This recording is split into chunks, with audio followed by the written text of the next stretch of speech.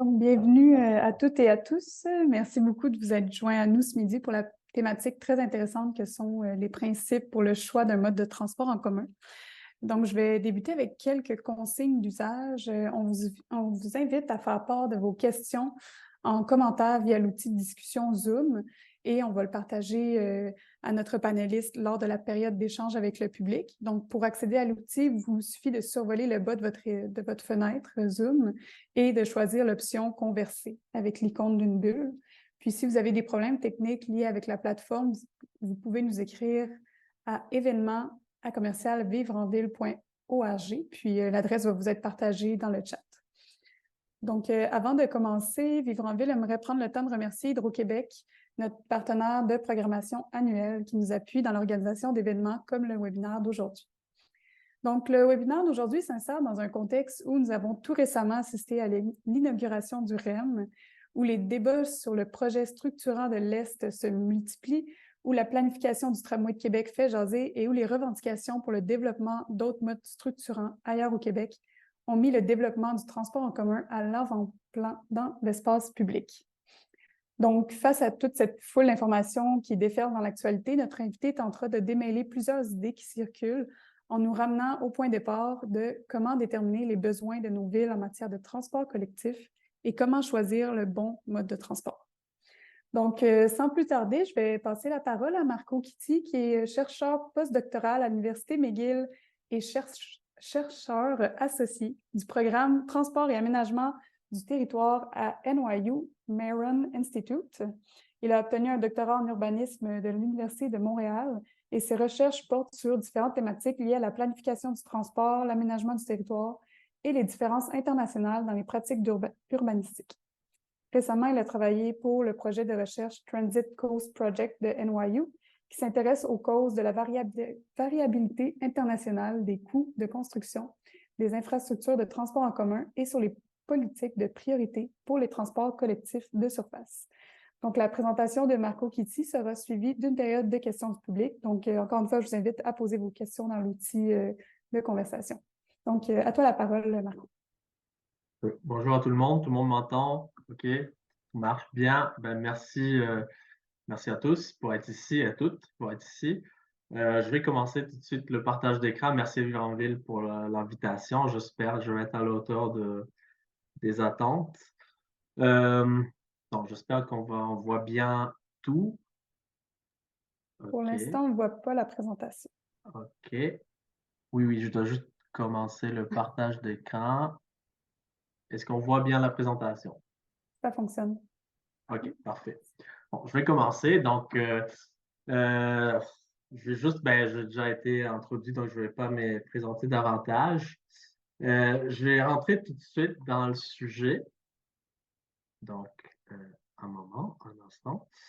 Comme on dit, il y a beaucoup dans le débat en ce moment. On discute vraiment beaucoup de quel mode pour quel secteur. OK, on a un projet structurant de l'Est dont on discute très longtemps. Est-ce qu'on devrait faire un tramway? Est-ce qu'on devrait faire un métro? Est-ce qu'on devrait faire un train de banlieue? Est-ce qu'on devrait faire autre chose?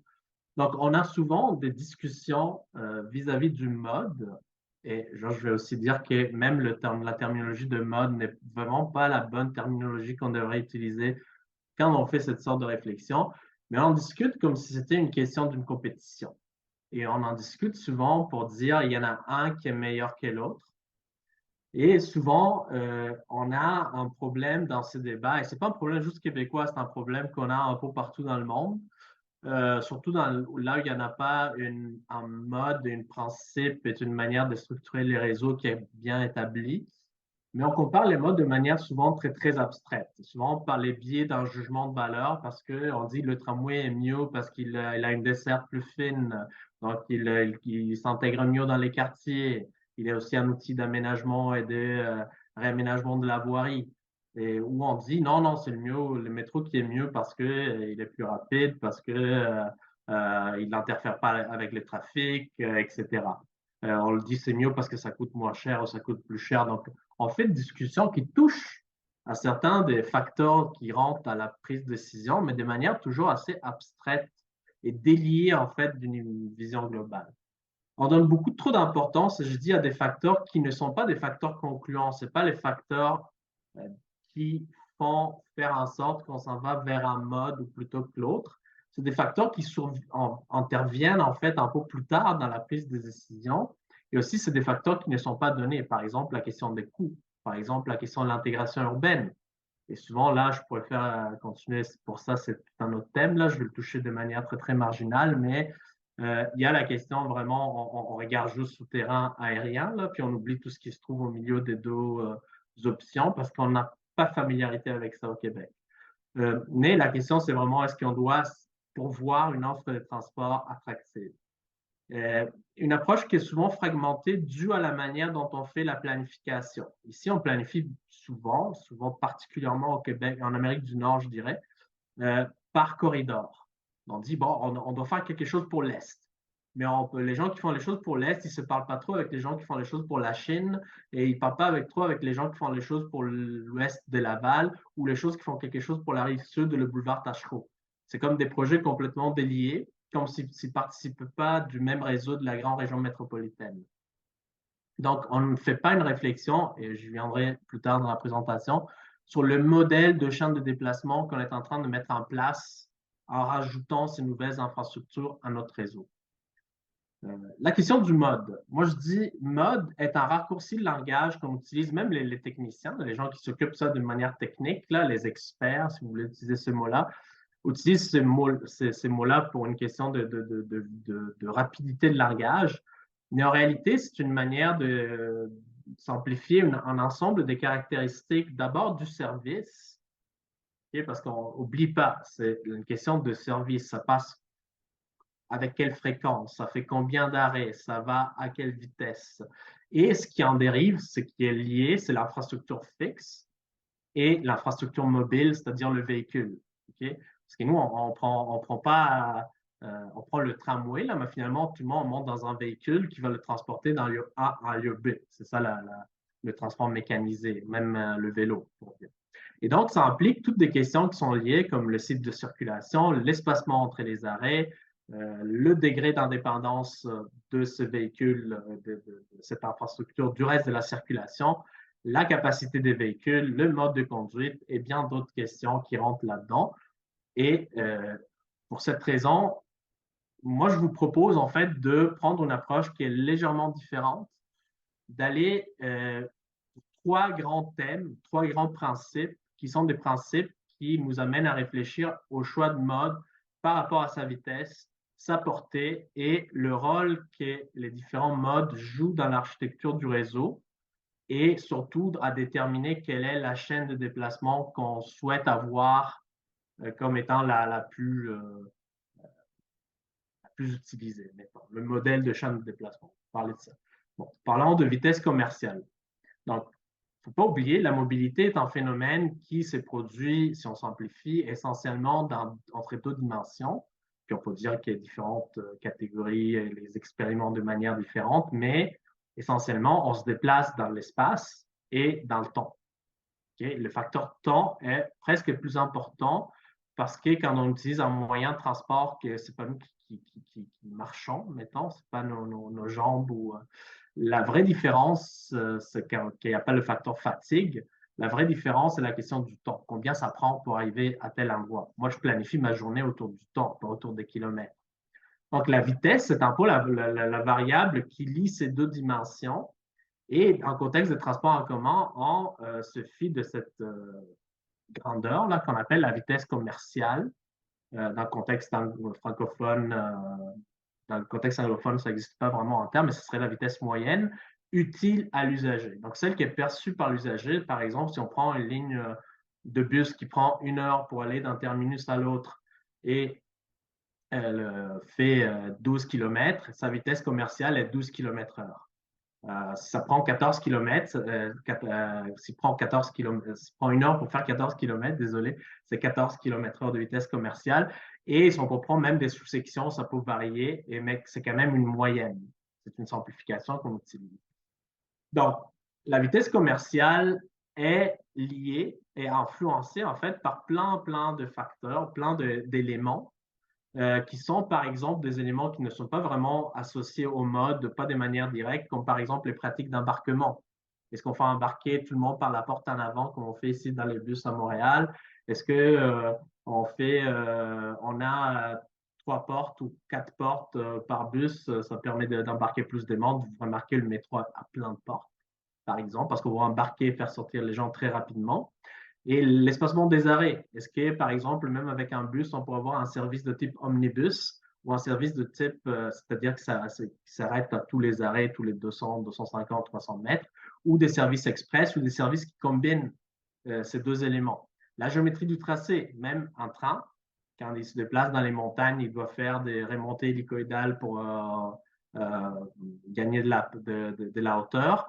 Donc, il va aller plus lentement parce qu'il y a beaucoup de courbes, puis il y a de la pente. Donc là, la géométrie du tracé a un impact sur la vitesse.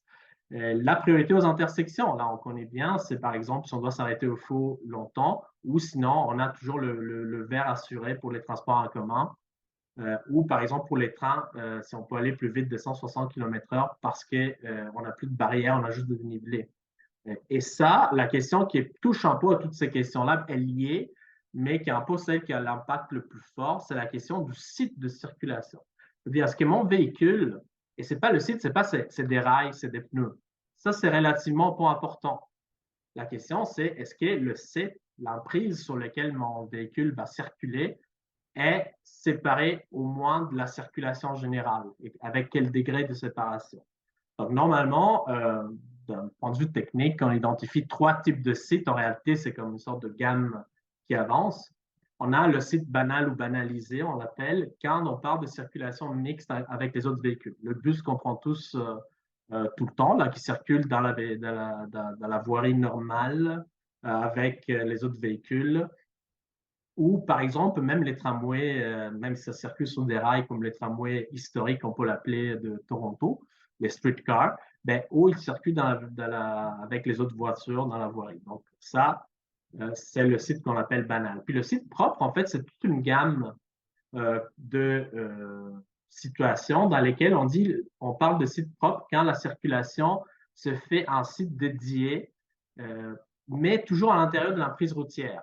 Donc, peut-être démarqué par une limite plus ou moins franchissable, un marquage au sol, les voies de bus qu'on connaît plus ou moins temporaires, 24 heures, juste en heure de pointe, qui s'interrompent tous les 40 mètres ou qui sont continuelles. Ça joue beaucoup dans la vitesse commerciale, mais je ne veux pas vraiment parler de ça. Est-ce qu'il y a une bordure, plus ou moins béton, éléments flexibles, plastique?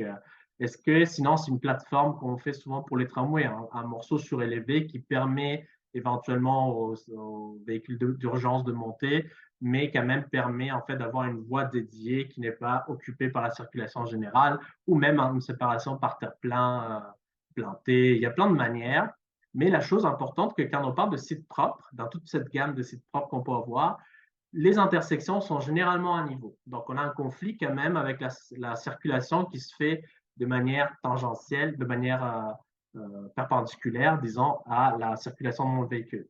Les exemples, ça peut être utilisé par un bus comme un type de véhicule de type SRB, système rapide par bus, ou qu'on appelle, les Français préfèrent appeler ça bus à haut niveau de service, ou le tramway moderne, le tramway à la française, on pourrait l'appeler, sur plateforme. Le site propre intégral, c'est comme la dernière étape, c'est quand la circulation se fait dans un site dédié et physiquement isolé de toute interférence d'autres véhicules. Même là, il y a une certaine gamme, là, et là, le top du gamme, l'isolation complète est quand on a des portes paliers et donc on n'a même pas les problèmes qui pourraient être engendrés par l'intrusion de personnes, animaux, peu importe, dans le site de circulation. Les exemples, c'est toute la gamme qui va du métro aux trains suburbains de différents types, RER, S-Bahn et régionaux, aux tramways interurbains qui utilisent dans les sections où ils utilisent, par exemple, une emprise ferroviaire. Donc, c'est là qu'on parle des tram-tram, mais le site propre intégral, c'est dans la section train, de tram-train. Et le train à grande vitesse, les trains intercités, ils sont tous en site propre intégral. Et là, la vitesse, la très différente vitesse commerciale est due à la performance du véhicule, est due à la géométrie du tracé. Mais on verra ça mieux. Donc, pourquoi c'est important? Parce que si on regarde le profil de vitesse d'un véhicule en fonction de son site de circulation. Donc ça, c'est important parce que un véhicule, là, qu'on a l'expérience en voiture, là, on dit, ben, ma voiture pourrait rouler à 150 km/h. 200, là, si j'ai un Ferrari. Ou mon vélo, au maximum, j'arrive à 30 km/h, 35, je suis très entraîné. Mais ça, c'est la vitesse maximale. La vitesse moyenne est due à tous les accélérations, ralentissements, on s'arrête au feu de circulation, à l'arrêt de bus, etc. Et donc, c'est vraiment le profil de vitesse qui compte. Si par exemple, on prend ça c'est schématisé, un profil de vitesse d'un véhicule en site banal dans un graphe vitesse-temps sur un parcours entre plusieurs arrêts, là, où il y a des intersections, s'il circule dans la circulation normale, là, avec tout le reste de la circulation, il va s'arrêter aux arrêts. Il peut y avoir, sa vitesse moyenne est affectée par la congestion, notamment la congestion qui se trouve en amont de l'intersection. C'est pour ça qu'il faudrait faire les voies de bus, surtout en amont de l'intersection, pas en aval comme on fait ici. Ça, c'est une petite parenthèse un peu polémique. La durée moyenne du feu rouge, si on n'a pas de préhension, si on n'a pas de priorité au feu, c'est vraiment, ça peut être très variable. Dans des intersections très complexes, on peut avoir des cycles d'une minute, une minute et demie, et l'attente moyenne, donc ça peut être la moitié du temps de cycle rouge. La vitesse maximale dans la circulation générale, normalement 50 km/h en contexte urbain, et ça peut être même moins dans des contextes où on impose des 40-30 km maximum. Il peut y avoir le temps d'arrêt. Là, c'est toujours en fonction des pratiques de l'embarquement et de l'achalandage. Là, s'il y a beaucoup de monde qui doit monter ou descendre, on reste plus de temps à l'arrêt. Et la géométrie du tracé. Ça, c'est clair. Il y a des virages, il y a des pentes, etc. Quand on passe en site propre, notre profil de vitesse devient un peu plus régulier, mais il n'est pas extrêmement régulier. Quand même, on perd la question de la congestion. On n'a plus d'autres véhicules qui utilisent notre site. On a, imaginons, je parle d'un site propre avec priorité aux intersections, parce que ça ne vaut même pas la peine d'avoir un site propre si on n'a pas la priorité aux intersections. On gagne relativement.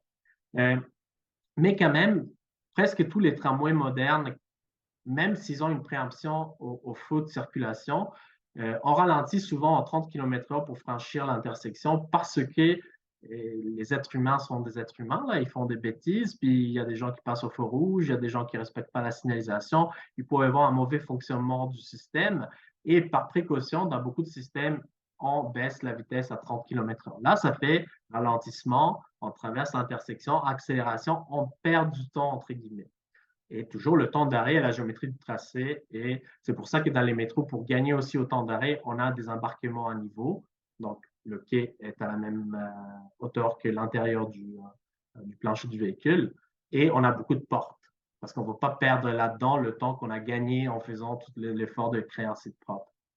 Si on s'en va dans le site propre intégral, là, il y a comme un franchissement en saut de niveau parce qu'on peut passer à une vitesse beaucoup plus accélérée, 70-90 km/h. Donc, la vitesse maximale augmente parce qu'on ne se trouve plus lié à la circulation. Les dangers sont moins qu'il y a un véhicule qui passe directement sur la voie réservée. Et donc, on n'a plus l'enjeu de devoir, on n'a plus la conduite à vous, par exemple. On a souvent de la conduite, une signalisation de type ferroviaire ou même l'automatisme. Et les temps d'arrêt et finalement les temps d'arrêt et donc la fréquence, la quantité d'arrêt et la géométrie du tracé sont les seuls qui affectent en fait finalement ce profil.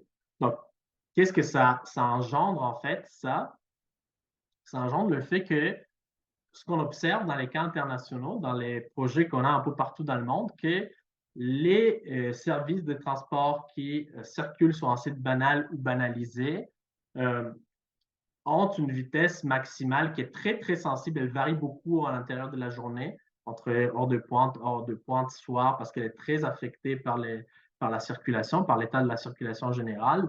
Mais on peut avoir les bus urbains à Montréal, en heure de pointe, ils circulent entre 10 et 13-14, la ligne les plus importantes. En contexte urbain, il y a les lignes express qui sont plus rapides, il y a des lignes qui sont encore plus lentes. Les streetcars de Toronto, pareil, nous font 12, un peu mieux le soir. Là, si on arrive le soir, la vitesse commerciale est 17-18 km/h. La nuit, ça peut être 20-21 parce qu'on peut même sauter des arrêts parce qu'il n'y a personne. En site propre, là, quand on parle de site propre avec priorité aux intersections, si on regarde par exemple les tramways français modernes, ils sont tous dans une gamme qui va de parfois un peu moins de 16 jusqu'à 20-21. Et ça, c'est en fonction, est-ce qu'il y a des tronçons mélangés avec les piétons au centre-ville où on doit rouler à 15-20 km/h parce que ça peut engendrer des dangers. C'est très lent, ce tronçon, oui, donc ça peut ralentir la vitesse commerciale générale. Ou ça dépend de l'espacement des stations. Donc, ça, c'est ce qui fait en fait la différence entre le maximum et le minimum. Il y a des tramways qui font beaucoup de virages parce que le réseau routier est fait comme ça. Mais par exemple, à Montréal, le SRB P9 a, maintenant, il y a encore des travaux, ça pourrait monter à 19, mais à une vitesse commerciale entre 18 et 17, dépendamment de comment on la calcule. Euh, pour passer vraiment à la vitesse supérieure, là, pour franchir un seuil qui se trouve entre les 20 et 25 km/h, on doit monter au site propre intégral. C'est quand même une sorte de règle non écrite, là, mais si on regarde tous les exemples internationaux, on doit passer au site propre intégral pour franchir ce seuil-là. On peut avoir même des vitesses réduites dans le site propre intégral comme le métro de Paris, le métro historique de Paris. Il a une vitesse, les lignes entre 21 et 27 km/h, mais parce que c'est un métro avec des arrêts très, très, très rapprochés, c'est quelqu'un on l'appelle un tramway souterrain. Et on verra ça, ça a engendré certains choix dans la planification à Paris. Le métro de Montréal est un métro moderne, un métro sur pneus avec des grands virages très, très larges qui ne suivent pas souvent la voirie, chose que le métro de Paris fait. Et donc, on attend de vitesses plus importantes, 37, 43 pour la ligne jaune. Euh, Même chose, les trains de banlieue d'Exo, c'est des sites propres intégral de type ferroviaire. Leur vitesse n'est pas exceptionnelle parce qu'on a exploité avec les diesels et on verra si s'il y a des questions. La barre, les profils de vitesse qu'on voyait, la partie de décélération et accélération est beaucoup plus, la pente est beaucoup moins importante parce que l'accélération est mauvaise par rapport à un train électrique. Le REM est 55 à 57 km/h. Donc là, à partir du site propre, ce qui fait vraiment la différence, c'est l'espacement entre les stations. Parce que la vitesse maximale, arrivée à 100 km/h dans le métro de Montréal, le métro de Montréal, je pense qu'il atteint maximum 70 km/h. La vitesse maximale, passer à 80, ça vous ferait gagner très peu parce que de toute façon, on doit ralentir à la station qui se trouve 800-900 mètres plus loin. Donc, c'est vraiment le plus on s'éloigne. Si on reste dans l'urbain ou le métropolitain, là, dans les services qui desservent les régions métropolitaines, là, autre chose, le Grand Paris Express, c'est un métro, mais avec une vitesse commerciale très élevée parce qu'il a des stations très espacées, il a des vitesses maximales de 100-110 km/h, il a des rayons de courbure très, très larges. Donc, ça, garder ça dans la tête, c'est vraiment, garder ça dans la tête, c'est le seuil de 20-25 km/h de vitesse commerciale, au-delà duquel on doit vraiment s'en aller vers le site propre. Donc, on peut avoir des systèmes qui mélangent des portions en site propre et en site propre intégral. Je veux dire en site propre intégral, pardon. Mais là, quand on parle de vitesse et on parle de distance, on doit penser qu'on est dans des régions métropolitaines qui ont une certaine taille, qui sont plus ou moins grandes. Et ce qui marche dans une région comme ce qui marche dans une ville de 400 000 habitants qui est assez relativement compacte comme une ville moyenne européenne, ne marche pas forcément en Amérique du Nord, où on peut avoir des distances beaucoup plus importantes dans la région métropolitaine, ou par exemple, ça ne marche pas à Paris, grande ville, 12 millions d'habitants, même si elle est relativement dense, même en banlieue. Ça ne marche pas pour tous les types de déplacements. Donc, on va voir la question de la portée de la desserte. Donc, la question de la vitesse commerciale qui est liée au site de circulation, comme on a vu, et à d'autres questions qui sont un peu autour de ça. Donc, réfléchissez au fait que les déplacements, là, les déplacements du quotidien qu'on fait, c'est des déplacements qu'on doit faire dans un budget de temps qu'on a qui n'est pas illimité. Okay? Nos journées sont faites de 24 heures. Là, on voudrait dormir 7-8 heures, là, si on y arrive. On doit se réveiller, on doit aller au travail, on doit aller soigner quelqu'un de la famille, accompagner les enfants à l'école. On a plein de choses à faire. Là-dedans, on doit se déplacer pour rejoindre des endroits où on va faire quelque chose. Et le temps qu'on peut allouer à la mobilité du quotidien n'est pas infiniment élastique. On ne peut pas prendre 4 heures pour se rendre au travail. Là, il y a des cas extrêmes. Ils ont été étudiés, ça s'appelle un super commute, donc un navettage extrême, on peut l'appeler. Mais il y a cette constante-là que ce n'est pas vraiment très scientifique, mais c'est en sorte de règle du pouce, là, et Marchetti, à un moment donné, a dit, ben, le plus, en fait, on a trouvé des moyens de transport plus rapides, le plus les villes se sont étalées. Ça, c'est vraiment la question qui a permis aux villes, quand on parlait la marche à pied, puis on est passé au train, et ensuite on est passé à la voiture. Ça a permis ensuite le train à vapeur, le train électrique, etc. Ça a permis d'élargir la taille, en fait, la distance qu'on peut parcourir dans le quotidien. Mais ça veut dire que le plus on va loin, le plus on doit aller rapidement. Et je pense que c'est intuitif pour tout le monde, mais on a tendance à l'oublier. Et par exemple, quand on dit, on ne ferait jamais, personne pourrait proposer de faire un tramway entre Montréal et Québec. Okay? Là, on parle de train intercité et même des gens disent non, non, mais il faut faire un train à grande vitesse même. Donc là, on pourrait discuter c'est quoi un train à grande vitesse, c'est quoi la différence, mais c'est quoi la vitesse importante. Mais ça, c'est la question. Le plus on va loin, le plus on doit aller rapidement. C'est la raison pour laquelle même les gens qui supportent le ferroviaire disent on ne peut pas vraiment penser que les gens vont utiliser les trains pour s'en aller d'un bout à l'autre de ces continents, par exemple, qui est très large, 4-5 000 km. Donc, si on regarde la question de la portée, donc on prend l'exemple de Milan. Je pourrais prendre l'exemple de plein d'autres villes, là, mais si on regarde, par exemple, on prend le type de mode, là, on revient à la définition traditionnelle de mode, comme on l'entend dans le jargon, dans la parler commune. Si on regarde, par exemple, le tramway, le réseau de tramway de Milan, qui est un réseau qui est un mélange de sites propres et sites banals, c'est un tramway historique avec des prolongements modernes. C'est un tramway qui essentiellement, si on prend la distance qu'il couvre, en fait, c'est souvent des lignes diamétrales, là, c'est-à-dire périphérie, centre-ville, périphérie. Elle couvre rarement plus que 5 à 10 km. Il y en a certains qui sont un peu plus loin, mais parce que c'est certaines lignes de desserte locale qui font rabattement sur le métro, par exemple. Le métro, et ça, le tramway de Milan a une vitesse entre 9 et 15 km/h de vitesse commerciale. Le métro a une portée un peu plus large avec quelques branches un peu plus suburbaines, mais généralement, les lignes, surtout les plus récentes, là, ils restent toujours dans le rayon de 5 à 10, 15 maximum kilomètres du centre-ville. Pour aller chercher la demande qui se fait très, très loin, la ville a un réseau de lignes suburbaines, les lignes S, qui arrivent jusqu'à 40, 45, 50 kilomètres. Certains sont radiales, c'est-à-dire ils font périphérie, centre-ville, terminus de centre-ville. La plupart sont diamétrales grâce à un tunnel qui traverse le centre-ville. Et ces lignes-là, même, là j'en parle juste pour vous, quand on commence à avoir des régions qui sont très, très complexes, et on va aller chercher des gens qui habitent à 50, à 60, 70, 100 kilomètres, il y a un autre type de service, c'est toujours du service ferroviaire sur les mêmes infrastructures, parfois partagées avec les lignes S, mais c'est des services, je le montre très, très rapidement. C'est le choix qui a été fait pour augmenter justement la vitesse commerciale et pour différencier et hiérarchiser le service. C'était de passer du modèle qui existait avant, donc des trains de type intercité proche comme les interrégionaux et les trains régionaux. Pour avoir plus d'arrêts, plus de capillarité, on a passé un service à 3 niveaux, c'est-à-dire en faisant un nouveau tunnel pour les services suburbains comme le RER finalement. Mais on dit ben, les réseaux S arrivent jusqu'à 30-40 et les lignes R vont passer en express. Ils vont sauter presque tous les arrêts dans la partie plus interne pour gagner ces 5-10 minutes qui nous permet en fait de rendre acceptable de rester dans cette constante de Marchetti, un peu plus là, plus de tolérance on a, mais pour faire en sorte que les gens qui viennent de 50, 60, 70 km, 100 km, là, ils ont un temps de parcours acceptable qu'on peut mettre dans le budget du quotidien d'une journée, le budget de temps.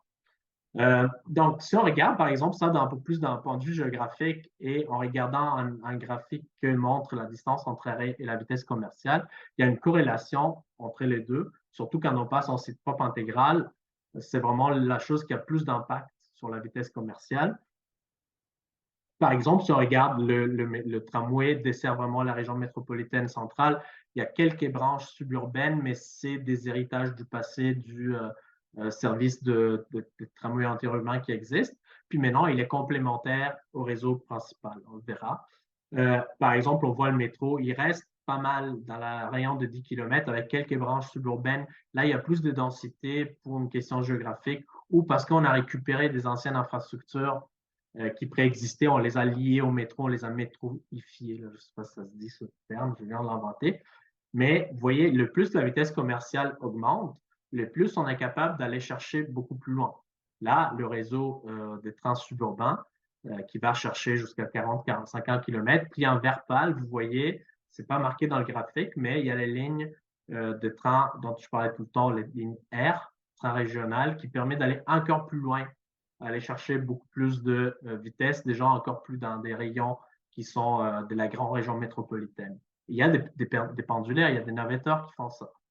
Quand on les regarde superposés, c'est un réseau qui se superpose. Ce n'est pas un réseau dans lequel le tramway apporte les gens au train, au métro, le métro apporte les gens au train suburbain. Souvent, les lignes ont beaucoup de points de connexion et, par exemple, comme je vous disais, la ligne de tramway, je ne sais pas si ça voit la souris, non, peut-être pas. La ligne de tramway qui apporte très longue, par exemple, ils ont quand même des connexions avec le réseau ferré des autres côtés parce que ça permet de faire des bouts de. On verra mieux ça à Paris, là, parce que je vais faire un petit exemple de ça. Si on regarde, par exemple, Montréal, on a, mettons, si on regarde le site propre et le site banal, j'ai rajouté les anciennes lignes du réseau d'IMAX, là, mettons les lignes fréquentes de la STM. On a un réseau qui couvre un peu le centre et on va avoir quelques lignes en périphérie. La seule ligne en site propre, proprement dite, est le SRB P9. Et là, le métro, toujours, ça reste dans un rayon de 5, 10, 15 km à partir du centre-ville. Et on a un réseau de portée régionale qui est fait par le REM, nouveaux arrivés, et les 30 banlieues. J'ai mis ça en pointillé. Les 30 banlieues, comme vous voyez, tout ce qui se trouve en haut à gauche du graphique, c'est de la performance pas exceptionnelle. Ça veut dire qu'on n'arrive pas à atteindre une très bonne capacité, une très bonne vitesse commerciale, malgré le fait que les stations sont très espacées. Et ça, c'est le problème des roulés mélangés avec le trafic de marchandises et avec des trains diesel tirés par des locomotives. Là, ça ne donne pas de très bonnes performances d'accélération et décélération, au contraire du REM qui est un mode ferroviaire et électrique qui permet d'avoir des bonnes accélérations. Mais vous voyez, la portée est quand même autour de 30-40 km.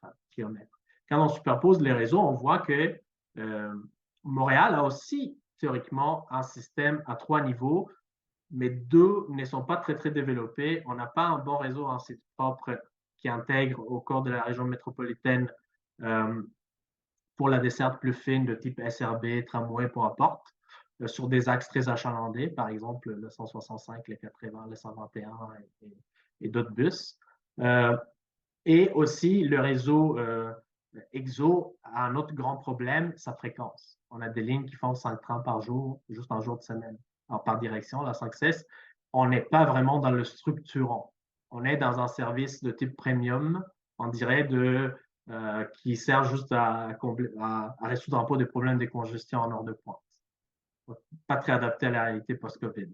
Donc, quand on parle et on regarde l'architecture des réseaux, ça s'aligne pas, je ne sais pas pourquoi, mais le dernier parti, c'est vraiment comment de ça, cette réflexion-là sur les différents types, sur les hiérarchies qui dépendent de la vitesse commerciale, effectivement, de notre mode, ces structures. On peut regarder des exemples internationaux. Je vais faire un peu plus dans le détail Paris, par exemple. Paris, parce que c'est une évolution historique qui est très parlante. Donc, Paris, intramuros, le métro de Paris, on a vu un métro très lent, mais très dense, très capillaire, qui dessert au début Paris intramuros, puis on commence à le prolonger un peu dans la première couronne, mais on s'arrête dans la petite couronne, ils appellent ça. Mais on s'arrête très, très vite parce que comme il est très lent, on ne va pas trop loin. On n'est pas capable. On est trop lent pour aller chercher des déplacements qui sont très lointains. On n'arrive même pas, comme certains métros comme Milan et Montréal, à 15 km, 20 km parfois. On reste vraiment dans la petite couronne. Pour faire ça, dans l'après-guerre, on se rend compte de ça. On utilise une partie du réseau ferroviaire suburbain existant et petit à petit, au fil de 50 ans, on développe un réseau express régional. Express, c'est le mot, on ne dit pas c'est du ferroviaire, on parle de la vitesse. C'est un réseau express. Stations plus éloignées, trains plus performants, ça permet d'arriver à 50-55 km/h qui est la vitesse commerciale de la plupart des lignes de RER. C'est des lignes qui sont diamétrales, rapides et longues. C'est-à-dire ça fait périphérie, centre, périphérie. Ils desservent l'Île-de-France, la grande région au complet. Ils ont une portée très, très grande, jusqu'à 50, 60, certaines lignes du RER E ou D. Non, un peu plus. Le transport en commun en site propre, là, comme on l'appelle en général, la définition générale en France pour parler à la fois du SRB et du tramway, c'est quelque chose qu'on commence à développer plus tard pour compléter le maillage du réseau. C'est souvent des lignes qui sont tangentielles ou des petites radiales locales dans des quartiers denses de la première et deuxième couronne, dans lesquels on a des lignes de bus. Souvent, ça remplace des services de bus existants très, très achalandés. Même quand les lignes sont assez longues, elles croisent à maintes reprises le réseau hiérarchique supérieur. Et en fait, personne fait la T1, qui est très, très lente, là, l'orbitale nord, une des premières qui a été développée au complet. On l'utilise pour se rendre au métro, au RER et à d'autres modes pour compléter des trajets locaux. Mais ce n'est pas quelque chose qu'on peut faire un trajet complet avec ça. Elle est trop lente à 14 km/h. Ou on a des lignes qui sont très, très rapides, parce qu'elles sont en partie en site propre, mais c'est les grandes orbitales qui couvrent des secteurs à moyen, faible densité de la grande couronne. Dernière étape, on a besoin d'encore quelque chose de plus. La grande motion en ce moment, 30-35 milliards d'euros d'investissement. Le Grand Paris Express, c'est toujours un service rapide, 55 à 65 km/h de vitesse commerciale. Il va desservir les secteurs. Donc, ça, c'est vraiment des questions de grandes villes là, qui ont beaucoup de besoins en mobilité. On parle d'une grande métropole de 10 ou 11 millions d'habitants. Donc, on a toujours des lignes diamétrales, la 14 qui commence à se développer, qui est la grande diamétrale nord-sud, la 15, la grande circulaire, et le reste, c'est tous des lignes tangentielles qui touchent par contre des centres d'activité comme la Défense, qui sont des grands attracteurs de déplacement. Donc, ça complémente le RER. D'un point de vue fonctionnel, c'est comme s'ils rajoutaient du RER. Et ils auraient pu appeler ça le RERC, F, G, I, K, etc. Parce que sa job, si on parle, et sa caractéristique en termes de vitesse commerciale est très semblable à celle du RER. Mais d'un point de vue technologique, c'est la même technologie que le REM qu'on a nous, c'est les mêmes rames de Alstom. C'est un métro express, un métro régional, si on peut l'appeler comme ça. Donc, même chose, on regarde Munich, ville qui a 3 niveaux, portée régionale, le S-Bahn, portée urbaine, le U-Bahn, le métro, portée urbaine complémentaire, le Straßenbahn. Ça, c'est très intéressant, Munich, parce qu'il n'y avait presque rien sauf le tramway jusqu'aux années 60. Puis là, il commence à tout développer. Et là, il se retrouve avec un réseau de métro assez développé et un réseau de S-Bahn qui est un peu comme le plus emblématique de cette mouture, en fait. C'est eux qui ont inventé le S-Bahn moderne, qui a été répliqué ailleurs. Sydney, ça peut être un peu différent. Pourquoi? Ville très étalée, ville avec beaucoup, beaucoup de pavillonnaires, qui a pu utiliser un réseau de 30 banlieues développé au début des années 20-30. Et là, ce qu'ils ont, en fait, finalement, ils ont comme un réseau de portée régionale, les trains et ce métro suburbain qu'ils ont. Et la portée urbaine est faite plutôt par les bus, bien sûr, mais en termes de site propre, on a les tramways développés dans les 20 dernières années à Sydney et Parramatta pour desservir les quelques quartiers plus denses qu'ils ont. Ils ont comme une ville avec deux centres majeurs, la Sydney et Parramatta. Intéressant. Oh, ils ont une chose qu'ils appellent métro, mais il a les mêmes caractéristiques du réseau ferroviaire de ce qu'ils appellent la trains. C'est juste, ils appellent ça trains. C'est simplement, oh, pardon. Et c'est un métro régional express avec des arrêts très espacés. Ils utilisent la même technologie du REM, par exemple. C'est exactement le même RAM Alstom et à une vitesse commerciale d'environ 60 km/h. Donc, ça permet de faire des déplacements, comme vous voyez, de 30 km/h, de les rendre compétitifs, de rester dans cette fameuse 30-40 minutes au-delà duquel ça commence à devenir insupportable. Ville complètement différente d'un point de vue géographique, très étendue parce qu'il y a beaucoup de petites villes qui sont en relation. Il y a des gens qui font du navettage de 30 à 40 km vers Zurich ou à l'inverse, mais beaucoup de petites villes et villages accrochés de manière multipolaire autour des vallées. Et là, deux niveaux, portée régionale, le S-Bahn, portée urbaine, le tramway. Okay? Donc ça, on s'adapte un peu à la forme urbaine et à la demande, mais on a toujours une nécessité. Le plus on s'en va loin, le plus on doit aller avoir un réseau hiérarchique supérieur qui va faire ce travail. Donc, je vais conclure très rapidement, là, bientôt. Et comment ça peut engendrer des différents modèles d'échange de déplacement entre des origines et des destinations, notamment éloignées. Donc, je parle de déplacements à l'échelle de la région métropolitaine. Il peut y avoir plein de déplacements. Donc on peut parler de la ville de 15 minutes, c'est beau, c'est sympa, etc. Mais ça reste pas mal que les grandes régions fonctionnent parce que c'est des grands bassins de travail. Et même si ce n'est pas des grands bassins de travail, c'est des grands bassins de service.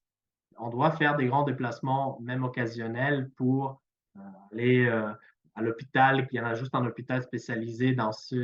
On ne peut pas avoir 45 hôpitaux par chaque quartier. On ne peut pas avoir ces commerces particuliers. La rue commerciale centrale avec les Apple, les grandes franchises, on peut juste en avoir une ou deux par agglomération. Donc, c'est quand même des choses, des pôles d'attraction qui sont très localisés et qui fonctionnent pour l'entièreté, voire d'une région. Donc, si on regarde là, je vais vous montrer des modèles, c'est un peu des étiquettes. Prenez ces étiquettes avec un grain de sel. Mais, par exemple, on peut parler d'un modèle canadien de la chaîne de déplacement en transport en commun attendu, c'est-à-dire le modèle sur lequel on a visé, ou misé plutôt. Donc, on a développé souvent à Toronto, à Montréal, un peu à Vancouver plus récemment, à Ottawa. L'idée, c'est d'un métro qui a une portée essentiellement urbaine, qui dessert la partie plus centrale de la région métropolitaine, plus ou moins dense, avec quelques queues suburbaines qui s'en vont un peu plus loin, notamment Montréal est particulièrement urbain, notre métro.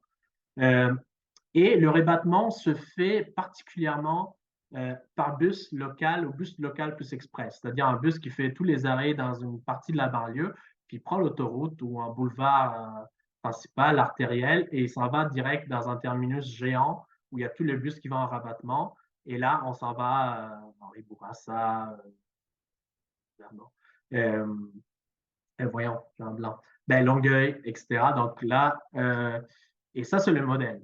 Donc, le modèle, ça permet, là, ça commence par la marche, l'attente du bus. Le bus fait une grande partie du trajet et ensuite, on a le dernier partie du métro et la marche peut être complétée si on se retrouve dans les quartiers centraux. Là, je fais un exemple de déplacement périphérie-centre-ville. Donc, un autre modèle qui est en train de l'évolution de ces modèles, c'est ce qu'on pourrait appeler le modèle torontois du plan des début de moitié des années 2000 Transit City. Donc, on dit, ben, comment on fait pour élargir la desserte? Là, on n'a pas beaucoup de choix. On décide, ben, on va dépenser pas cher. Donc, on va rajouter plein de lignes de LRT, là, entre un tramway, un pré-métro, parce qu'il va y avoir des sections en souterrain, en viaduc, etc., pour gagner la vitesse commerciale, qui rabattent sur les deux lignes de métro, les deux grandes lignes est-ouest et nord-sud en rue, qui desservent la région. Et il y a quand même, comme on ne peut pas être capillaire dans ces périphéries aussi étalées et peu denses, on a quand même, la plupart des usagers ne vont pas être à portée de marche de ces tramways. Il va y avoir un début de fait un bus suburbain qui rabatte sur le transport en commun en site propre, tramway ou SRB, qui rabatte sur le métro. Et là, Toronto, heureusement, est en train de rajouter une dernière couche qui est celle d'un vrai réseau suburbain. On pourrait appeler aussi d'un autre modèle ces modèles coexistent à l'intérieur d'une même région métropolitaine, mais par exemple, le modèle nord-américain, typiquement nord-américain du commuter rail, c'est-à-dire des trains de banlieue diesel qui roulent principalement en pointe seulement. De temps en temps, on en fait au milieu de la journée, on commence, mais parfois parce que juste on a besoin de rapporter le matériel roulant à l'autre bout là, pour faire du service, donc tant qu'à faire, on offre aussi une allée-retour en plus. Mais depuis un terminus du centre-ville, vitesse commerciale pas exceptionnelle, souvent 40-45 km/h pour le type de site propre qu'on a. Le rabattement se fait souvent en voiture. Grand stationnement un peu partout. La EXO possède quelque chose comme 20 000 places, comme ça 15-20 000 places de stationnement. Donc, les trains banlieue montréalais, qui sont juste la version francophone de Commuter Rail américain, qu'on commence à développer à partir des années 80 parce qu'on n'a pas accès à un réseau, parce qu'on a privatisé, soit ils ont toujours été privés, soit ils ont été privatisés, le réseau ferroviaire qui est essentiellement dédié au transport des marchandises. Donc, ça, c'est le modèle et c'est un modèle de niche. Vraiment, la desserte, les numéros que les trains banlieue font sont assez minimales dans la grande masse des déplacements. On pourrait appeler un modèle néerlandais, par exemple, c'est-à-dire que les Pays-Bas ne développent pas énormément l'offre de bus locaux dans les banlieues ou dans les petites villes en périphérie, mais ils s'assurent beaucoup, ils disent, ben nous, on a beaucoup développé pour un réseau de trains suburbains et fréquents dans le Randstad, là, la grande conurbation au sud des Pays-Bas. Mais le premier mille, et même parfois, souvent le dernier mille, là, il y a plusieurs modèles, on le fait en vélo. Donc là, on investit dans l'infrastructure. Donc, il y a des choix qui sont faits, l'aménagement des gares, les aménagements des infrastructures, dépendamment du modèle qu'on a envie de promouvoir, le modèle qu'on pense être le plus rationnel, le plus adapté, le plus politiquement faisable. Donc, ça, c'est une chaîne de déplacement vélo, train suburbain ou métro régional dans certains contextes, ou dernier mille fait en tramway, métro, pré-métro, dépendamment de c'est ce que c'est Rotterdam ou c'est d'autres villes. Donc, ça varie en fonction des villes. Mais c'est un modèle qui existe aussi à Copenhague, par exemple, avec leur finger plan basé sur ces trains suburbains qui convergent au centre-ville. Et le vélo est beaucoup l'outil du premier et dernier mille dans la grande région. Je ne parle pas de la ville. Euh, donc, on pourrait parler aussi d'un modèle européen, hein, généralement, où on a souvent, on a beaucoup plus, mais ça pourrait être le modèle suisse, si vous préférez. On a des trains locaux ou des bus suburbains qui rabattent sur un réseau de trains suburbains et régional, et le dernier mille se fait en métro ou en tramway, dépendamment de la ville. Donc, c'est toujours des modèles qui sont en fonction de la forme urbaine, en fonction des choix qu'on a fait d'aménagement. On pourrait parler aussi d'un modèle japonais ou un modèle asiatique. Il y en a plusieurs en Asie, mais le modèle japonais est, on se fie beaucoup, le réseau de bus est peu développé. On mise tout sur le train. Le réseau de train est très, très dense. Et le premier mille, le dernier mille se fait souvent à pied ou à vélo. Et on a des trains de banlieue qui sont la même exacte technologie. Donc, c'est pour ça que je dis que quand on parle de mode, parfois, on est tout mêlé. Les trains de banlieue, leurs trains suburbains, ils continuent dans la même infrastructure. Le train prend le métro et il continue dans l'infrastructure du métro. La personne ne doit pas descendre, les usagers. Et ça, c'est un modèle de bus entéropéré. Là, je ne sais pas si c'est le bon terme en français, mais c'est le modèle typique des grandes métropoles japonaises comme Tokyo, Osaka, etc. Et on mise beaucoup sur le train qui est très performant parce que c'est souvent opéré par des opérateurs privés. Puis quand on est capable de remplir les trains, le coût du poste par passager pour coût du, ah, le coût du seat offer seat, désolé si je viens en anglais parce que je fais ça souvent en anglais, mais le par poste offert est beaucoup moindre pour le train, si on est capable de le remplir. Ça, c'est clair par rapport au bus ou par rapport à d'autres modes. Euh, donc, pour conclure, il faut arrêter un peu de penser que quand on parle de mode, le mode n'est ni une technologie ni un véhicule. C'est un type de service. Et pour offrir ce service-là, on a besoin d'avoir un certain type d'emprise, de site de circulation et avoir toute une technologie qui vient avec. Mais par exemple, que ça soit automatique ou pas, c'est plus un problème de l'exploitant que de l'usager. L'usager, ça ne l'intéresse pas grand-chose si ça roule tout seul. Ça peut être le fan d'être devant et regarder le train qui s'en va tout seul, là, mais d'un point de vue de l'usage, ce n'est pas vraiment important.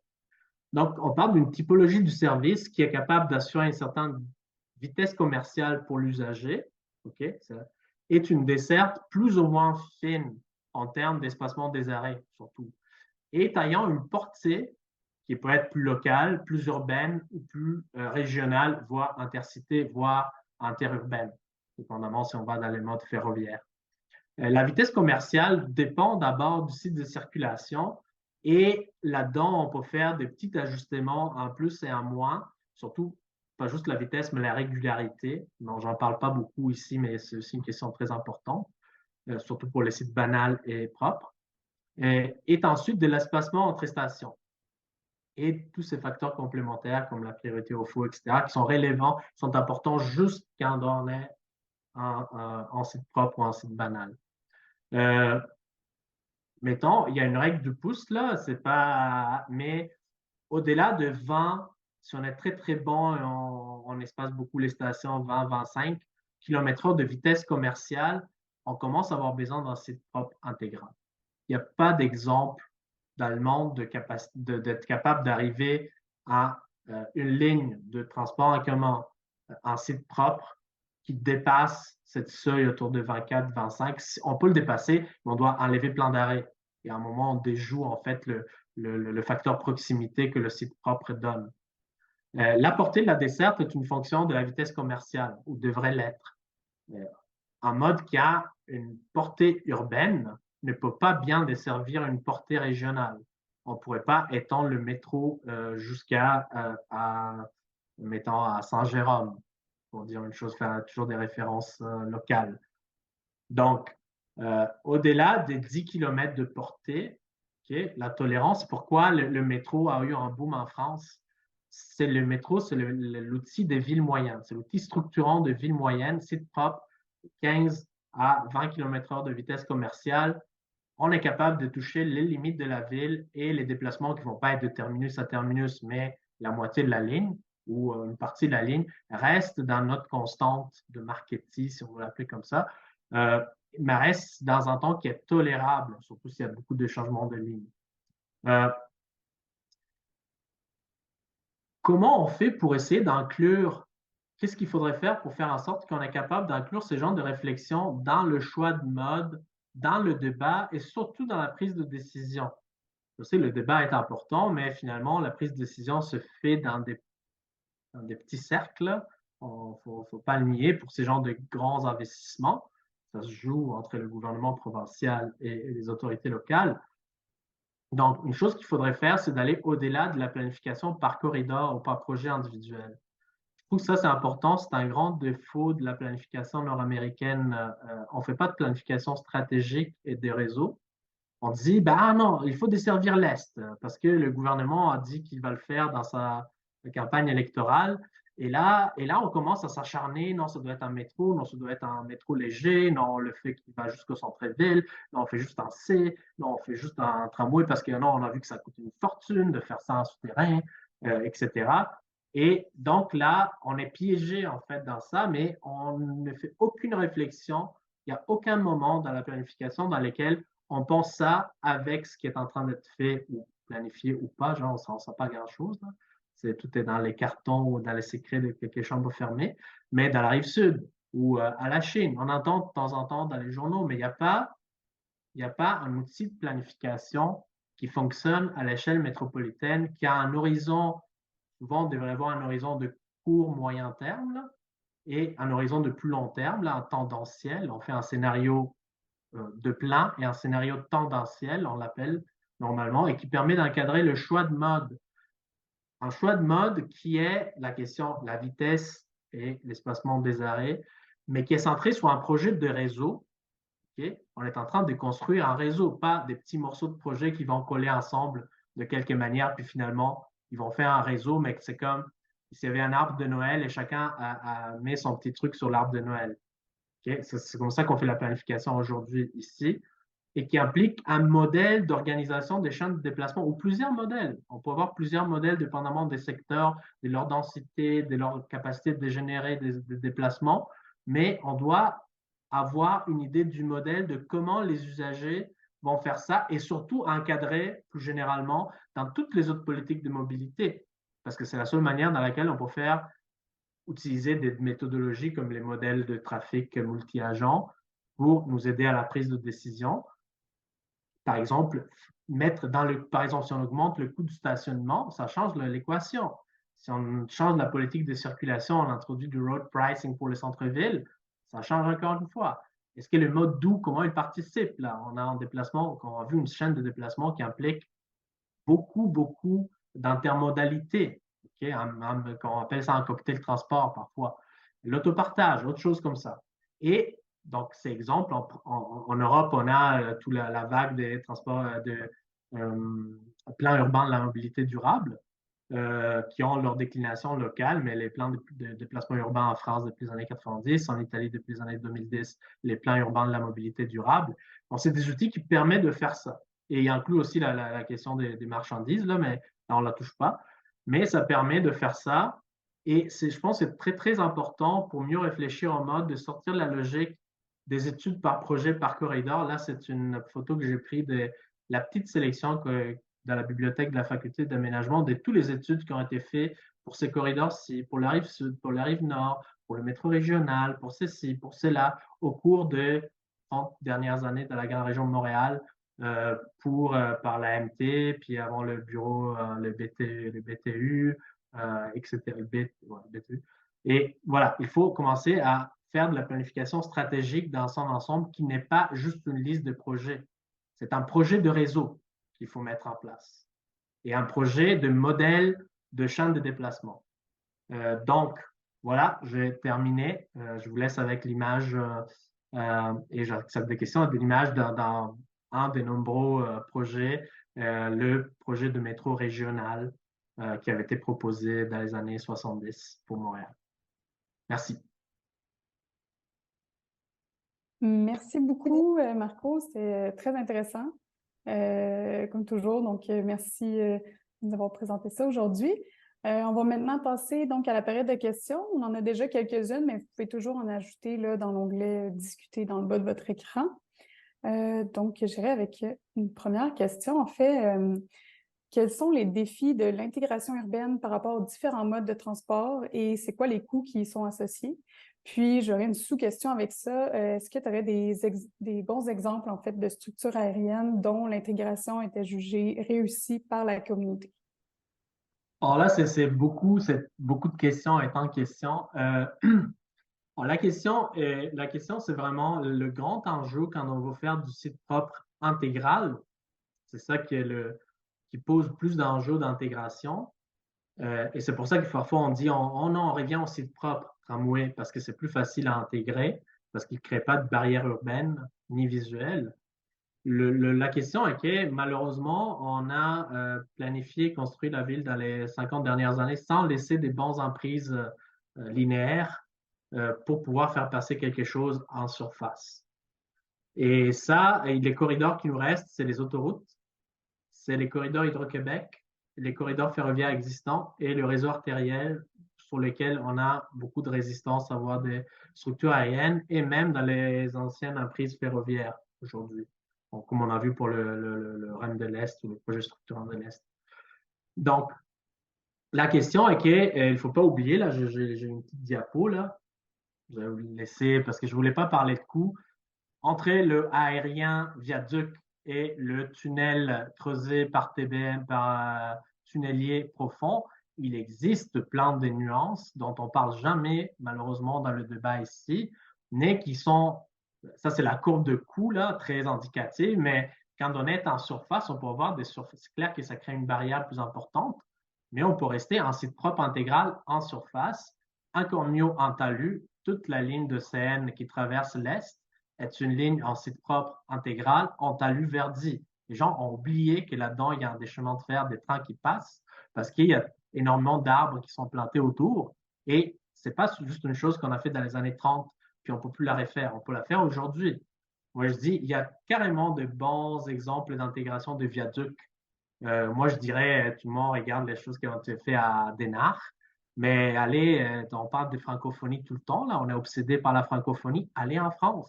Le prolongement de la ligne 11 du métro qui est en train de se faire a un tronçon en viaduc très élégant qui reprend la structure aérienne faite dans les années 10, là, la structure aérienne originaire du métro aérien parisien intramuros.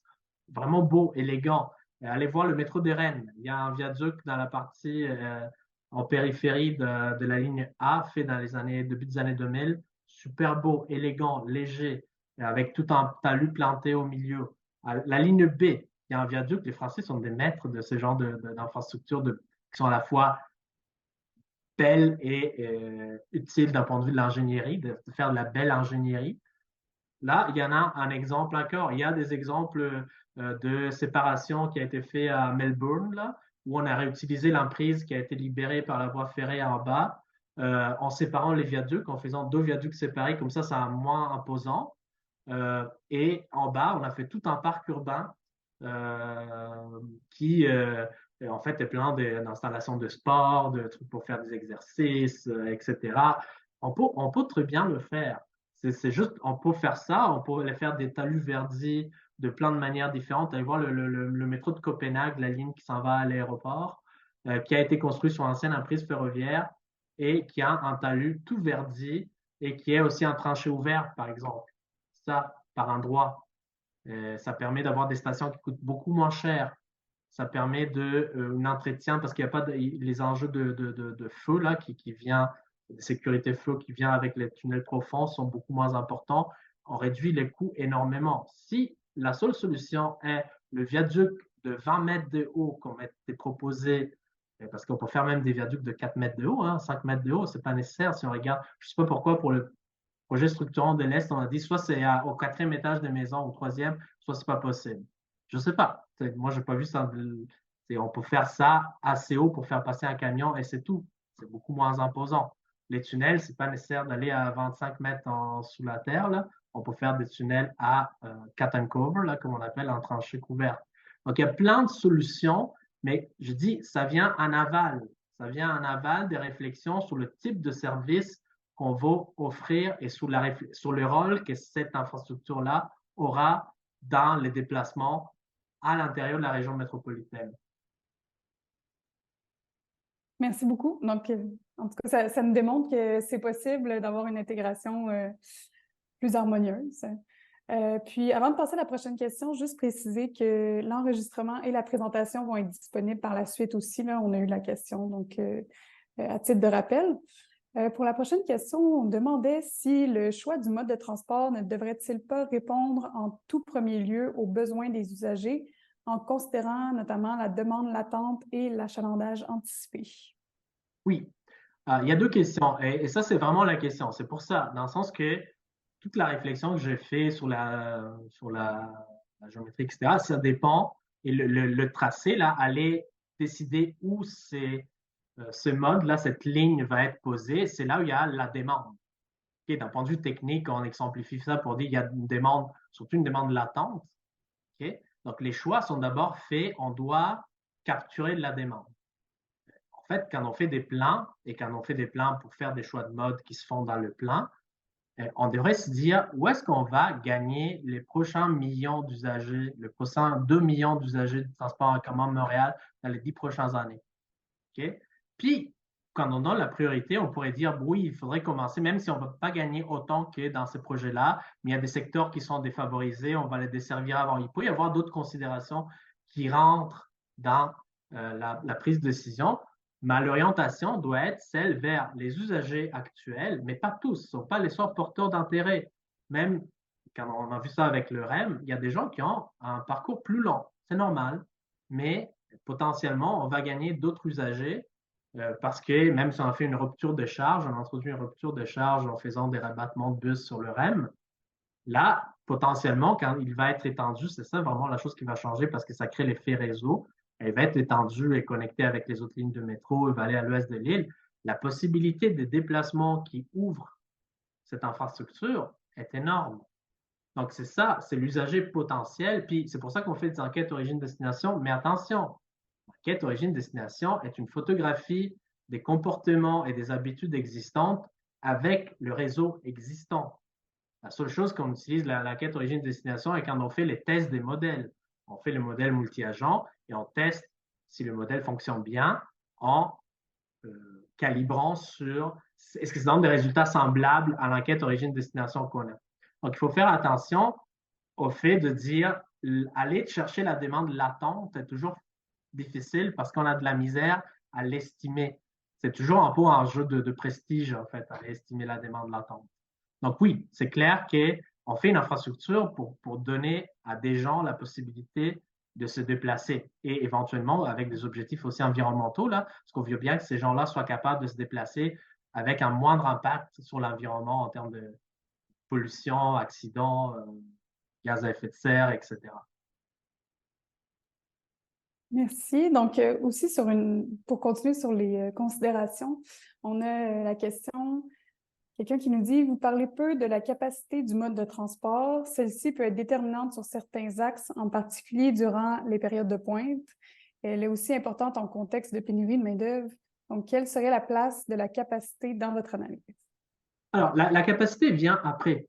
Dans le sens que on peut faire des métros, quand on discute, métro léger, métro lourd, etc. C'est des sites propres, intégrales, des trains qui roulent sur rail, parfois sur pneus. Et la capacité est une fonction de la longueur du train et donc de la dimension des stations. Okay? Une fois qu'on a un mode, là, on peut avoir des trains de 40 mètres, 50, 60, 100, 150, 200 mètres, comme les grands métros américains. Et donc, c'est vraiment une fonction qui vient après. C'est-à-dire qu'une fois qu'on a établi un tracé, une fois qu'on a établi un niveau de service, c'est-à-dire une vitesse qui est de déplacement, une vitesse commerciale, ensuite, on vient chercher de la capacité en fonction de la demande en heure de pointe. Donc, quand on fait les analyses, on dit, ben voilà, ça c'est le segment le plus achalandé. Là, on fait les segments station par station, montée, descente des gens. Là, on a 12 000 passagers par direction dans l'heure de pointe. Mais là, il faut qu'on fasse et c'est une fonction pas juste de la dimension des véhicules et de leur fréquence. Okay? Il y a autant de véhicules. Chaque véhicule peut transporter 100 personnes, 400 personnes, 1200 personnes. Ils passent tous les 90 secondes, 2 minutes, 4 minutes, 5 minutes.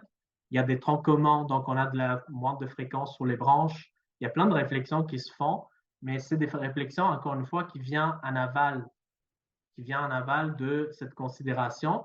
Et c'est clair que, par exemple, souvent, dans beaucoup de villes, moi je parle de la ville d'où je viens, Bologne, ils sont en train de créer un réseau de tramway pour deux raisons principales. Les lignes de bus principales sont saturées. Ils passent les bus aux 3 minutes à l'heure de pointe. Donc, avec des bus articulés, on n'est plus capable de combler la demande. Où ils sont superposés, il y a un bus tous les 45 secondes. C'est pas tenable. Ça crée des gros torpédos de bus. Et la question, donc, on a un problème de capacité. Et là, on peut mettre des rames de 40 mètres, 35 mètres qui portent comme deux bus. Et ça réduit aussi les coûts d'exploitation à terme parce qu'on a juste un chauffeur au lieu de deux. Et ça, c'est un bon choix. La question est aussi que, c'est pour gagner en régularité. Donc là, les bus qui sont en site mélangé propre et banal, avec le tramway, on va voir un site presque à 90% propre. Donc là, on gagne en régularité, un peu en vitesse commerciale, mais pas vraiment, 2 km, et en capacité. C'est pour ça qu'on fait le saut d'infrastructure ou le changement de mode. C'est clair que ça rentre dans les considérations. Génial, merci beaucoup. La prochaine question vient vraiment avec le contexte québécois particulier. On demande si les discussions sur les différents modes de transport collectif seraient peut-être influencées par le mode de financement particulier au Québec, particulièrement depuis la réforme Ryan au début des années 90, là, qui dit aux villes, en fait, qu'ils doivent payer les opérations de leur mode de transport collectif. Sans doute. Alors, quand il y a le choix de mode, il y a deux questions. Les coûts sont liés essentiellement à la construction de l'infrastructure, donc les coûts d'immobilisation, on les appelle, et aux coûts d'exploitation. Donc, les coûts d'exploitation sur le cycle de vie sont très importants. C'est clair que, par exemple, avoir choisi un mode automatique quand on peut le faire, ça réduit les coûts d'exploitation unitaires par place offerte, mais ça augmente le coût d'investissement. Donc, dépendamment de qui porte le poids de ce coût et de comment cela est redistribué entre les acteurs et de quelles sont les ressources pour financer ça, ça conditionne le choix de mode et les choix de beaucoup de ces petits détails. Il y a plein de situations dans lesquelles, si c'est le gouvernement central, sans demander trop, qui finance beaucoup les coûts d'investissement initiaux, on a tendance à faire du over-design. Ça arrive, il y a beaucoup de cas qui ont été étudiés, parce que de toute façon, c'est l'argent de quelqu'un d'autre. Puis si ça nous permet ensuite, comme la raison pour laquelle les métros américains, ils ont tendance à faire des énormes stations avec des trains très, très longs qui font passer tous les 20 minutes ou les 10 minutes, c'est parce que les coûts d'exploitation, c'est eux qui payent, donc ils préfèrent avoir des très grands véhicules avec un seul chauffeur, mais le coût d'investissement, c'est le gouvernement fédéral en partie qui paye ça. Donc, bon, dans l'argent, on va faire des grandes stations, comme ça, on est bon pour 150 ans et ça nous coûte moins cher de faire passer moins souvent. C'est pire pour l'usager, par contre.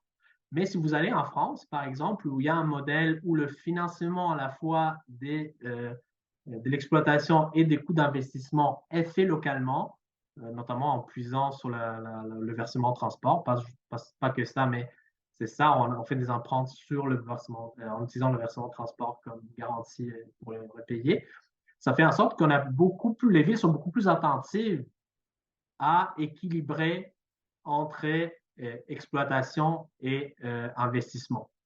Là, au Québec, on a un drôle de système dans lequel on a copié les Français, mais comme les gens qui copient à l'école pas très bien, puisqu'ils voient très loin et à travers, on a mis en place une autorité organisatrice de transport comme on en a en France. On ne lui a pas donné un chapeau politique. En France, les autorités organisatrices de transport sont chapeautées par le président de la métropole ou le président de la région et ils ont leurs propres ressources pour à la fois les projets et l'exploitation. Donc, ça leur permet en fait d'avoir tous les outils pour prendre la décision et donc le choix de mode. Et les Français sont beaucoup meilleurs sur certaines choses, là, parce qu'ils ont un blind spot qui est sur les services régionaux, les RER en dehors de l'Île-de-France, parce qu'il manque la gouvernance à cette échelle-là. Et là, on commence maintenant. Les régions ne s'intéressent pas trop, ils regardent ça. Donc, on voit bien que l'incitatif du à qui paye quoi et qui prend quelle décision peut apporter à des choix qui ne sont pas optimaux pour l'usager, par exemple. Merci. Donc, c'est ça, on comprend aussi qu'il y a un parallèle entre le financement pour le projet, puis après ça, le coût pour l'usager, là, puis tout ça est très interrelié avec l'offre qu'on va avoir en transport collectif, puis le mode choisi. On a une question aussi par rapport à l'alimentation aérienne électrique par caténaire des systèmes de transport. En fait, la personne aimerait juste savoir si tu as une opinion à ce sujet-là, là, à ce mode d'alimentation.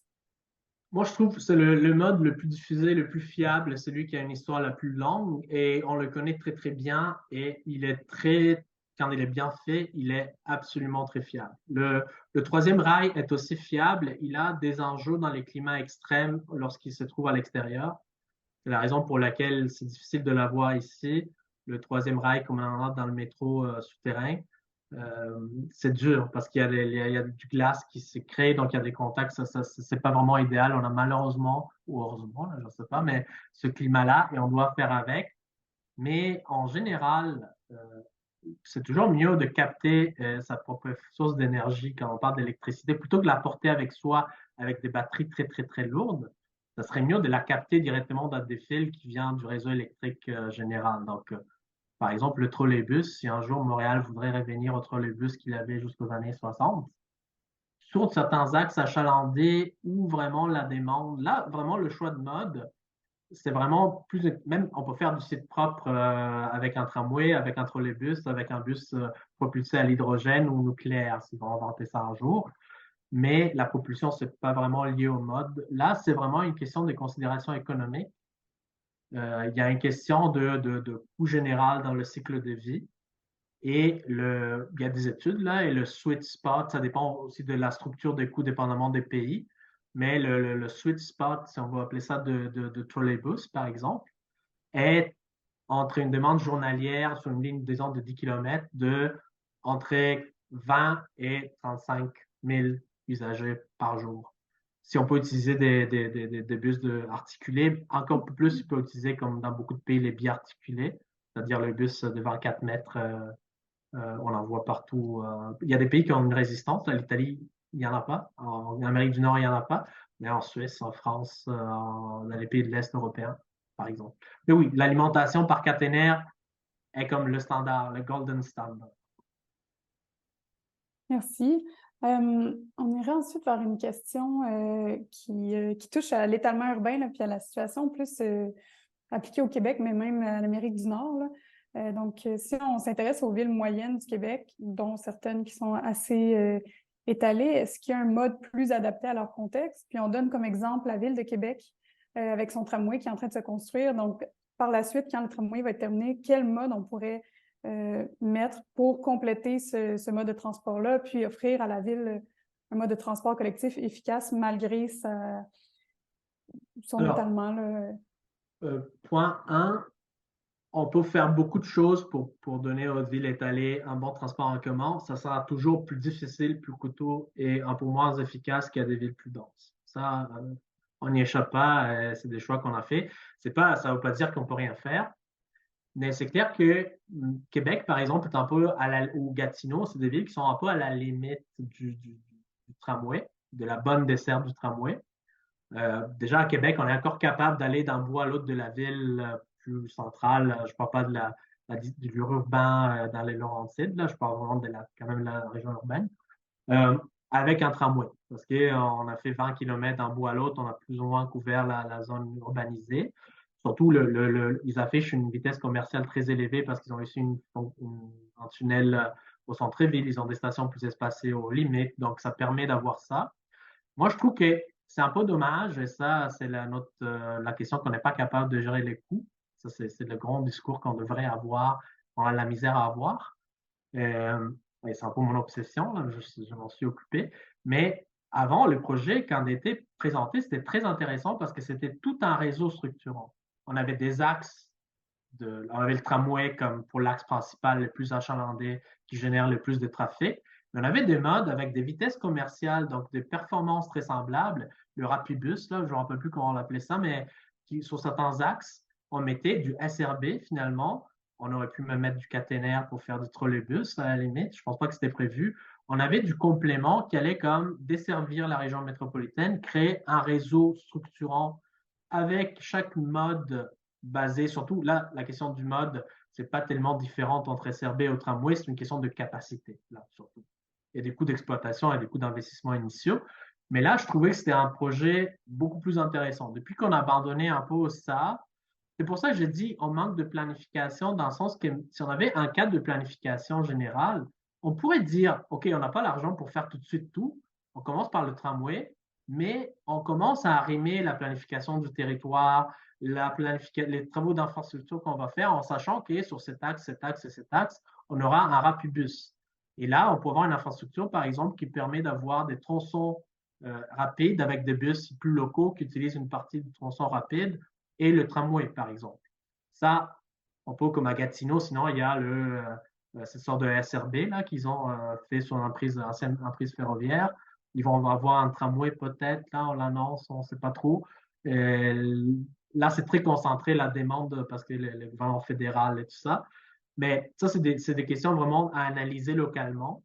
Mais c'est clair il y a plein de choix. En fait, la technologie nous donne plein d'options possibles à étudier, mais il faut arrêter de l'étudier de manière séparée. Il faut commencer à penser réseau. Merci. La prochaine question nous envoie plus vers le cas de Toronto qui a été présenté tout à l'heure. Là, on demande si le nombre de transferts n'est pas un frein important pour l'adoption du transport en commun. Puis ça aussi, c'est de voir c'est quoi le maximum justement de transferts qu'on peut demander aux usagers là, pour que ce soit efficace.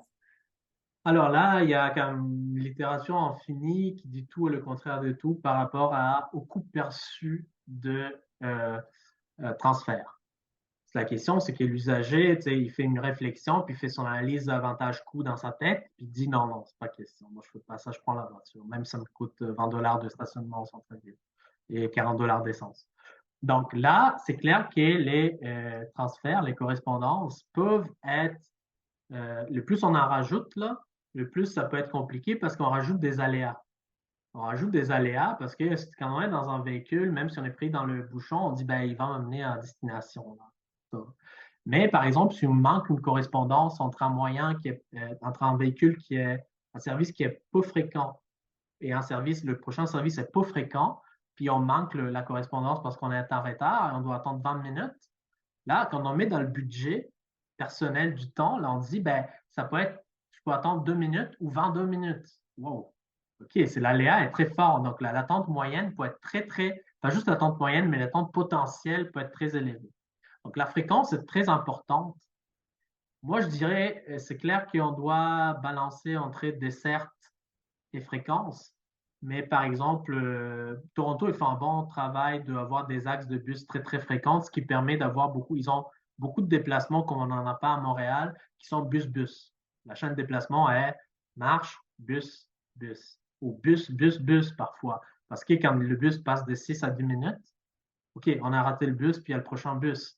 Mais nous, on fait souvent à Montréal, on a des chaînes de déplacement qui sont bus, métro, parce que le métro est désormais le seul moyen vraiment fréquent qui nous reste.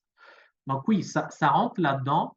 Et c'est pour ça que les modèles nous aident un peu à faire ça, parce que nous, on fait cette réflexion en abstrait. Les modèles intègrent ce choix que l'usager va faire. Parce que le temps moyen d'attente, on peut le budgéter dans le modèle. Là. On peut dire, ce modèle, c'est un modèle économétrique. C'est-à-dire qu'il fait un calcul de combien ça coûte en termes, on monétise en fait l'attente, on monétise le temps, on monétise tous les coûts externes, le stationnement, l'abonnement, etc. Et de là, on essaie de reproduire le modèle de choix mental des usagers. Donc, c'est clair qu'avoir trop de... Mais par exemple, le système suisse, qui est basé tout sur le tact, là, tout circule à fraction de l'heure. Ça passe soit aux 15 minutes, aux 7,5 minutes, aux 30 minutes à l'heure, parce qu'on a des nœuds de correspondance entre le réseau local et le réseau ferroviaire local et le réseau ferroviaire interurbain, qui permet de minimiser. Donc, on ne peut pas offrir des one-seat ride, comme on l'appelle, des origine-destination à tout le monde, de partout à partout. Ça s'appelle voiture, ça. Okay? Et on connaît l'effet que ça donne, toutes les externalités. Le transport en commun ne pourra jamais avoir les caractéristiques. Arrêtons de faire ça. Ça ne pourra jamais, si elle essaie de ressembler à la voiture, il sera une voiture à la fin. Automatique peut-être, mais voiture.